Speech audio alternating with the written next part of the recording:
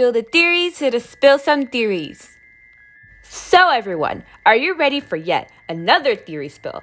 I sure am. Quick reminder that this video contains spoilers. If you haven't played any of the Little Nightmares games, I suggest you look away. You have been warned. Also, these gameplays aren't mine. All rightful owners have been linked down below. Alright, hope you enjoyed the video. The teacher has to be one of my favorites. She's truly an original character, and I have to say the game developers went all out with this one. Even before playing Little Nightmares 2, I could just tell by the Little Nightmares 2 interface that she was going to be very scary and very complicated. The character of the teacher was actually seen way before the release of Little Nightmares 2. In the Residence DLC, when you're completing the picture puzzle, her picture can be seen along with the doctor's. There's also a picture of an apple on a desk, a universal sign of a certain teacher since the apple is represented as the teacher's fruit. We actually see a similar looking apple on her actual desk. Let's talk about her appearance. The teacher kind of looks like any other teacher, except when she stretches out her neck to catch any wandering children. She wears a dirty white button-up shirt with a blue skirt that goes down to her feet. She has a rather old and dirty-looking face and seems to be always smiling. She has a short haircut and is, most of the time, seen holding a ruler, which she uses to scare the porcelain children in her classroom.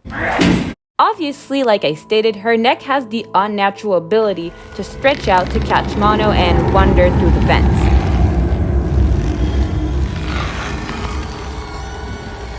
Something we've never seen before, since vents were actually considered a safe place for the player. Not anymore with this monster.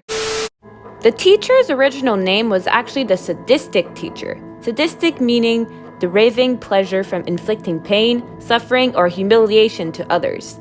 This name fits her very well, since she takes fun in humiliating her students by using the dunce method. The dunce method was used in schools back in the 1800s in order to embarrass a student and label them as dunce or dumb, and no one wants to be called the dunce of the class.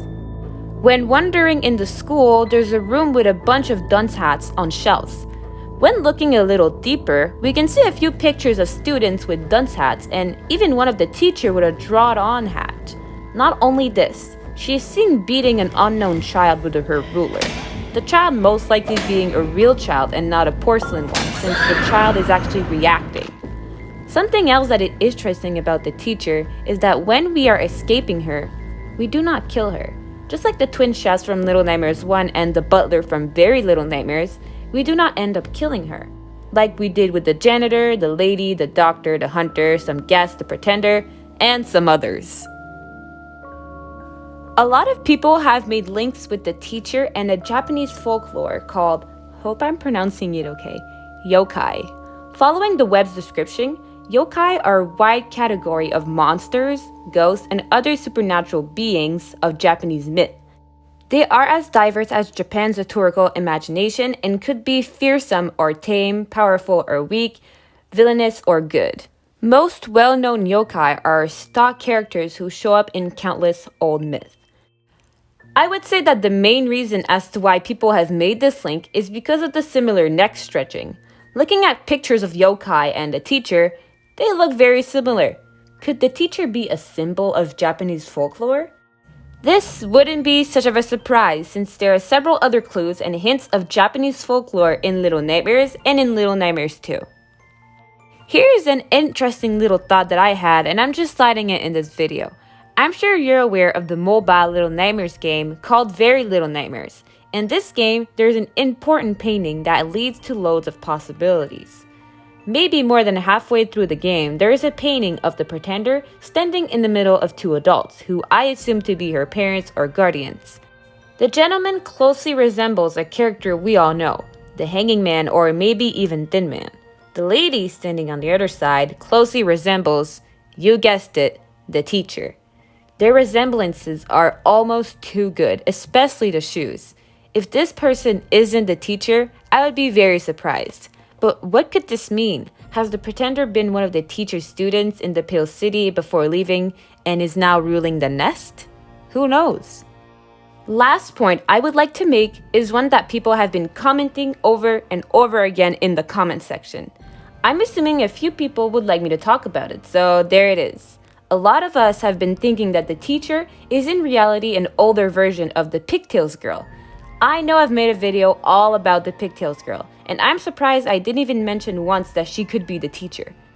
I'm a big fan of this theory, mainly because I'm an avid believer that the children are the one that later turn into monsters. Just like I believe the Lollipop Kid becomes the hunter and Six becomes the lady, I think the Pigtails girl becomes the teacher.